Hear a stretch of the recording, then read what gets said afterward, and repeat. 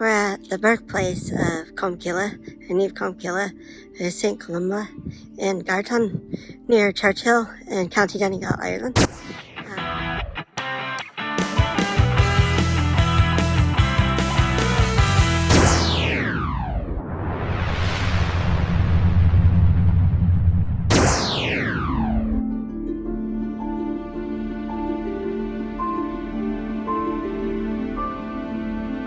And this is the traditional birthplace of where St. Columba, Colm Cille, was born. And this particular high cross here, which is really big, was put in place by Cornelia Adair in 1911. And she was the wife of John Blackjack Adair, who was responsible for a lot of the evictions in Glenveigh and Cashland Glenveigh, and they built Cashland Glenveigh, and this is all part of the national park now. And so over here is a birthstone that's a part of an ancient tomb, probably a passage tomb, and then the flat stone over there is supposed to be where Colm Cille was born on that stone, but I think that's a bit of a stretch. But anyway, people used to come here and spend the night when they were after leaving for Australia or America or New Zealand or someplace, because they knew they'd never be coming back to County Donegal or to Ireland for that matter. So this is a big thing. And I mean, I remember when I was leaving last time, I went down to Colm Cille and went around the Terrace of Does, Galland there, the standing stone, and went around it 9 times saying, I'm coming back. It took 8 years, but I came back, so I'm here now. So anyway, this is a real, rather out of the way place, but it's worth coming over here to see. And then the abbey that he built in Gartan is just over there, and the Loch Gartan is down that way. So it's really a worthwhile place to come see.